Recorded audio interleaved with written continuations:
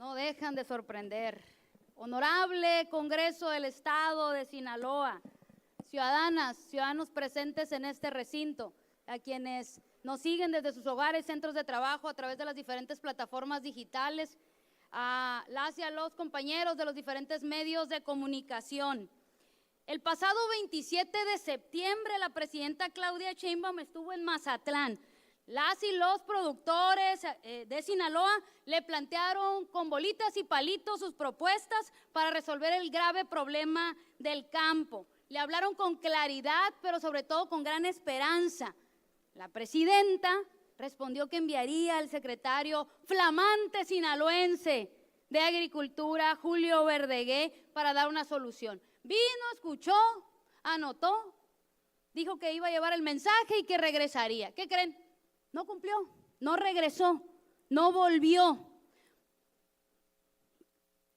Ha pasado ya más de mes y medio de aquel compromiso que nunca llegó. Y cuando la palabra del gobierno se vuelve una promesa vacía, pues el pueblo deja de confiar.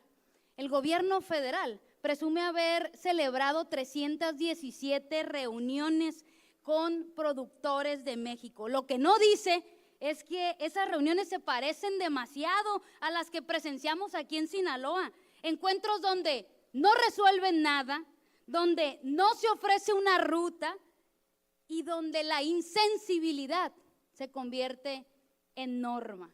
Reuniones donde las y los funcionarios escuchan solo por cumplir, no para responder realmente, donde se falta el respeto a quienes producen los alimentos en este país. Y el reflejo local más evidente fue la actitud reciente de la secretaria Flor Emilia Guerra riéndose frente a las y a los productores del sector social. Una expresión basta para entender cómo se mira al campo y al mar desde el poder morenista, con burla, con distancia y con desprecio.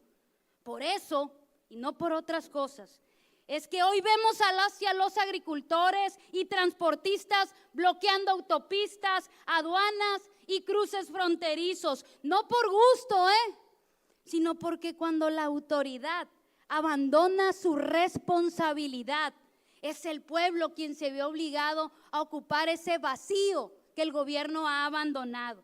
Exigen seguridad en los caminos, precios razonables a sus cosechas y frenar un terrorífico marco regulatorio del agua, por cierto, que consideran una amenaza directa a su patrimonio.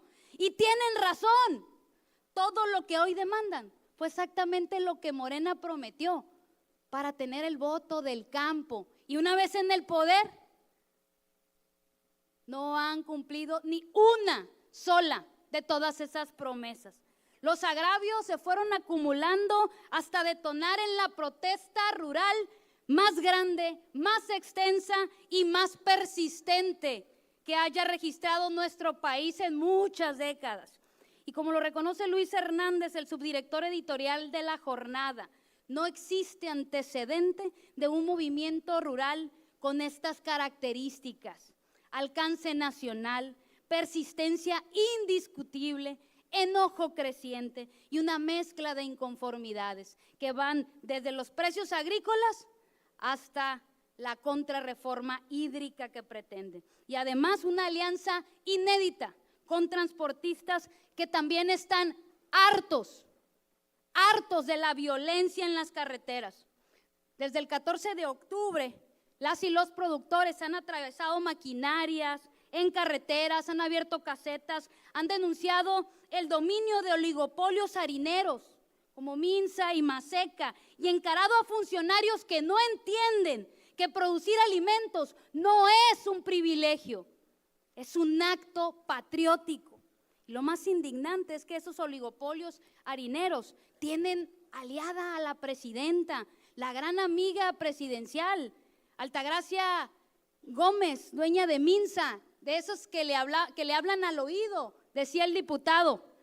Mientras a las y a los productores se les paga el maíz a poquito más de 4 pesos, las tortillas se venden a 27.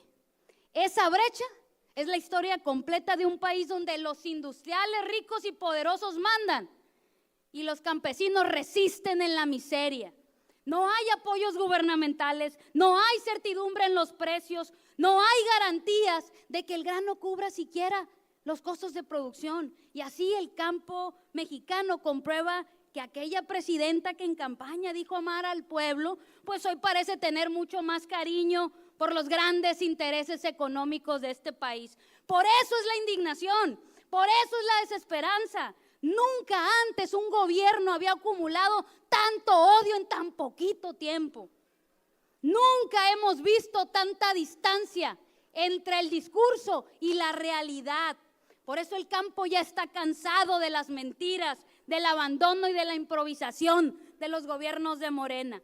Por eso el nuevo movimiento rural va mucho más allá del precio del maíz. Exigen ya una política agrícola distinta, banca de desarrollo, precios de garantías, apoyos a coberturas, reconocimiento del concepto de agricultura nacional y que los granos básicos salgan del TECMEC para que su precio se rija por el mercado mexicano y no por las distorsiones internacionales. Y a esta terrorífica realidad se suma un problema todavía mayor: las iniciativas para una nueva ley general de aguas y para reformar la ley de aguas nacionales. El gobierno las presenta como medidas para combatir el mercado negro del agua y para otras mentiras que aquí escucharon algunas, pero para las y los productores es un golpe directo a su patrimonio. Ven una iniciativa que devalúa sus tierras, que restringe derechos y que concentra el poder. Hasta el Congreso Nacional Indígena advierte que la reforma consolidará en poquitas manos el acaparamiento del agua. Y sí, cuando se sustituyen concesiones por autorizaciones temporales que pueden revocarse en cualquier momento, pues se crea un instrumento poderosísimo y peligrosísimo. No jurídico, político, no técnico, recaudatorio. La propuesta del gobierno de Morena es perversa y se lo resumo en 5 puntos. Primero, pone en riesgo el patrimonio de las familias productoras rurales. Segundo, tiene un fin meramente recaudatorio. Tercero, convirtió a los productores en posibles criminales. Cuarto, abre espacio para un control político todavía más centralista. Y 5, rompe el equilibrio entre el agua, alimentación, salud y medio ambiente. Sin agua, la tierra no vale nada, entiéndanlo. Quitarle el agua al campo es condenar a muerte al México que nos da de comer a todas y a todos. Por eso hoy las y los agricultores están en una situación al límite entre el fuego del TECMEC y la pared de una política que los ningunea, entre mercados monopólicos y gobiernos sordos, entre leyes que los vacilan y funcionarios que los regañan.